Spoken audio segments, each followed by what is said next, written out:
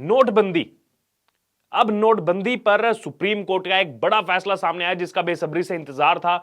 Justice S Abdul Nazeer की अध्यक्षता वाली 5 जजों की पीठ ने इस मामले में फैसला सुना दिया है और कोर्ट ने केंद्र सरकार, रिजर्व बैंक और याचिकाकर्ताओं की दलीलों को विस्तार से सुनने के बाद पिछले 7 दिसंबर को अपना फैसला सुरक्षित रख लिया था। अब इस मामले में, नोटबंदी के मामले में जो एक लंबित फैसला था वो आखिरकार आ चुका है। सुप्रीम कोर्ट ने नोटबंदी के खिलाफ दायर याचिका के मामले में सोमवार को एक अहम फैसला सुनाया है। कोर्ट ने इससे जुड़ी हुई सभी 58 याचिकाओं को खारिज कर दिया है। इस वक्त की बड़ी खबर, केंद्र सरकार के नोटबंदी के फैसले को सही ठहराया गया है सुप्रीम कोर्ट की तरफ से। बड़ी ब्रेकिंग इस वक्त की। और कोर्ट ने यह भी कहा है कि नोटबंदी को लेकर सरकार ने सभी नियमों का पालन किया जिन नियमों का पालन करना चाहिए था। 6 महीने तक सरकार और आरबीआई के बीच इस मसले को लेकर बातचीत हुई और उसके बाद फैसला लिया गया। बड़ी खबर सामने आ रही है इस नोटबंदी से जुड़ी हुई। इसको लेकर तमाम खबरें सामने आई थी। विपक्ष लगातार घेरता रहता था इस बात को लेकर। दरअसल जस्टिस एस अब्दुल नजीर की अध्यक्षता वाली 5 जजों की पीठ ने इस मामले में अपना फैसला सुना दिया है सोमवार को। केंद्र सरकार हो, रिजर्व बैंक हो या फिर याचिकाकर्ता हो, उनकी दलीलों को बहुत ही विस्तार पूर्वक यहां पर सुना गया, जिसके बाद 7 दिसंबर को अपना फैसला सुरक्षित रख लिया गया था कोर्ट की तरफ से। आइए अब आपको इस मामले में विस्तार पूर्वक बताते हैं कि याचिका और कोर्ट के फैसले से जुड़ी हुई क्या इसमें बड़ी बातें हैं इस नोटबंदी को लेकर। 2016 में सरकार ने नोटबंदी का ऐलान किया था। आज से 6 साल पहले केंद्र सरकार ने साल 2016 में 8 नवंबर की रात को खुद पीएम मोदी ने आकर के अनाउंसमेंट की थी कि 500 और 1000 रुपए के नोटों को बंद किया जा रहा है। प्रधानमंत्री नरेंद्र मोदी ने खुद राष्ट्र के नाम संबोधन किया था, इसका ऐलान किया गया था। वहीं इस ऐलान के बाद सरकार ने जो ऐलान किया, इसके बाद देश भर के बैंक हो या फिर एटीएम हो, वहां पर हमें लंबी लंबी लाइनें भी देखने को मिली थी। बड़े बड़े नेता भी उन लाइनों में दिखे थे। लोगों ने पुराने नोट बदल कर नए नोट हासिल करने के लिए जो है काफी मेहनत भी की थी उस समय, जिसके बाद विपक्ष इस फैसले को लेकर लगातार केंद्र सरकार को घेर रहा था। अब नोटबंदी के खिलाफ कुल 58 याचिकाएं दाखिल हुई थी। सरकार के नोटबंदी के फैसले को विपक्ष ने लगातार मुद्दा बनाया, अभी भी मुद्दा बनाया जा रहा है और केंद्र सरकार पर तमाम तरह के आरोप लगाए गए थे। विपक्ष का कहना था कि एक तरह का घोटाला है, बड़ा घोटाला है, और इसको घोटाला बताते हुए ही इसके खिलाफ कोर्ट में 58 अलग अलग तरीके से याचिकाएं दाखिल हुई थी, जिन पर एक लंबी सुनवाई के बाद कोर्ट ने अपना फैसला जो है सुरक्षित करके रख लिया था 7 दिसंबर 2022 को। और अब आखिरकार वो फैसला सबके सामने आ चुका है। 5 जजों की बेंच ने इस फैसले को सुनाया है। काफी लंबी चौड़ी इस पर डिस्कशन हुई है। नोटबंदी के खिलाफ दायर याचिका पर जो है 5 कुल जज थे इस बेंच में जिन्होंने अहम फैसला सुनाया, जिसकी अध्यक्षता खुद कर रहे थे जस्टिस एस अब्दुल नजीर।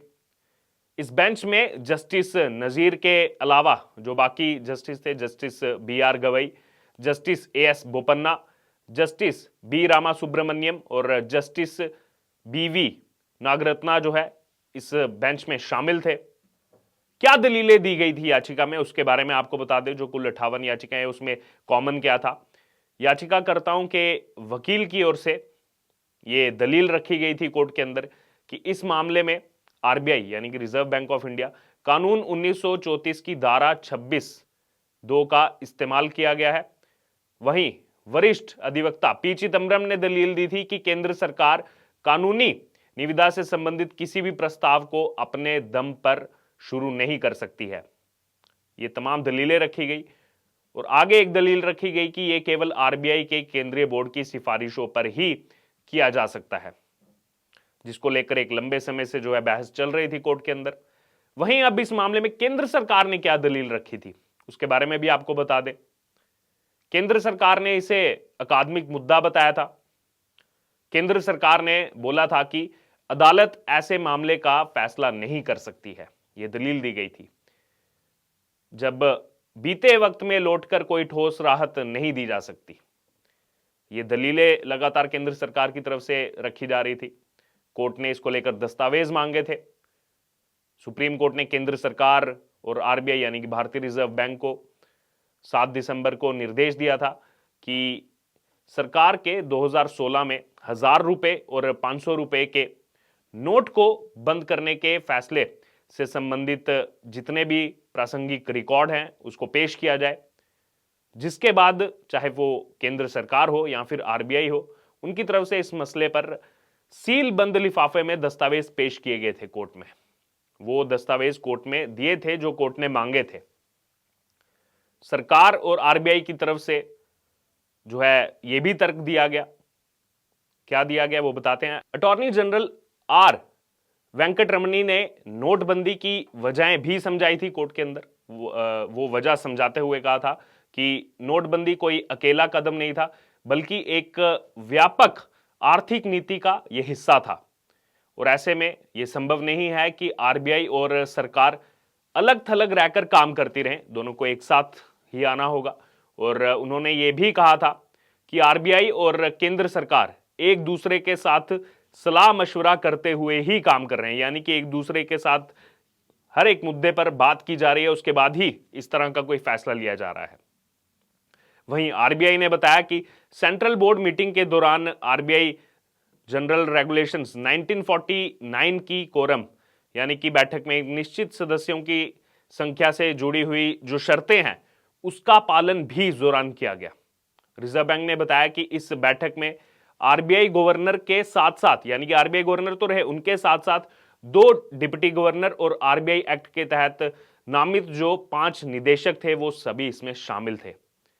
तो ऐसे में कानून की उस शर्त का भी पालन किया गया था जिसके तहत 3 सदस्य नामित होने चाहिए।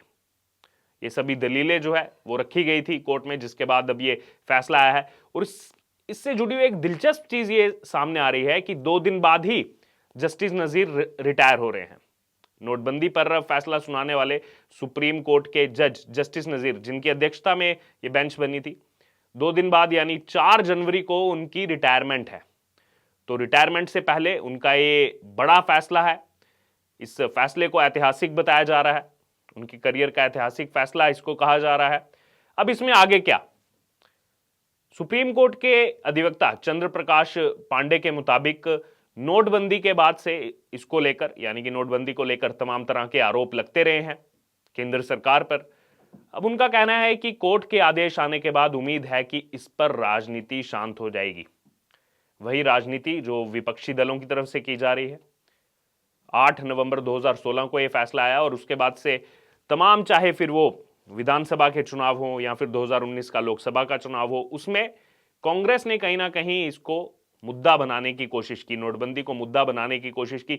और अभी भी इस पर कहा जाता है कांग्रेस की तरफ से या फिर तमाम ऐसे जो विपक्षी दल हों कि नोटबंदी एक बड़ा घोटाला है। लेकिन अब सुप्रीम कोर्ट का इसमें फैसला आ चुका है और सुप्रीम कोर्ट ने क्लीन चिट दे दी है केंद्र सरकार को।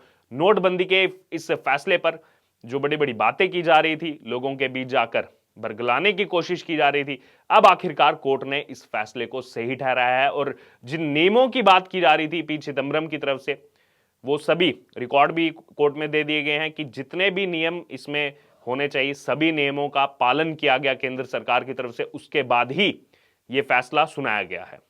तो ये सिर्फ और सिर्फ कुछ लोगों की तरफ से जो कहा जा रहा था कि देखिए पीएम नरेंद्र मोदी का अपना फैसला है, लेकिन अब ये रिपोर्ट आने के बाद सुप्रीम कोर्ट ने जो ये खारिज कर दिए हैं सभी 58 जो याचिकाएं थी, केंद्र सरकार को क्लीन चिट दे दिया। अब ये उसमें खुलासा हो चुका है कि इसमें आरबीआई के जितने लोगों को इन्वॉल्व होना चाहिए था नियमों के मुताबिक, उन सभी को इसमें शामिल किया गया था।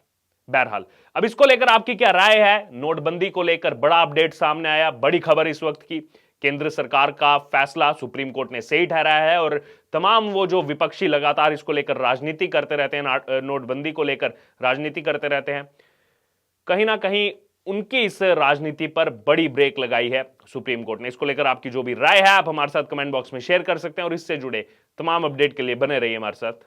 धन्यवाद।